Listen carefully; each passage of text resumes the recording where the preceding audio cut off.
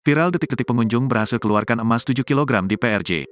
Viral di sosial media video yang memperlihatkan detik-detik seorang pria berhasil mengambil emas batangan berukuran besar di dalam kotak transparan.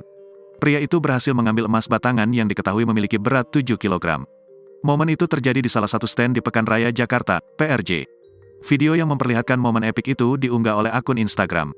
Dalam video, tampak seorang pria berbaju putih yang mengenakan celana coklat hitam begitu serius mendengarkan instruksi. Setelah merasa siap, pria itu mulai meluncurkan aksinya mengambil emas batangan dalam kotak transparan menggunakan satu tangan.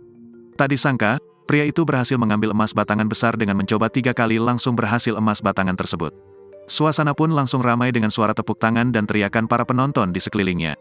Pria itu juga kegirangan, memamerkan emas batangan di tangannya sambil tersenyum sumringah ke arah kamera. Pria itu bahkan mengangkat tinggi-tinggi emas tersebut untuk memperlihatkan keberhasilannya dengan memfotonya. Sang penjaga stand yang di sampingnya turut bahagia dan memberi apresiasi dengan tepuk tangan yang meriah. Tentunya video itu mengundang netizen yang mengapresiasi pria tersebut.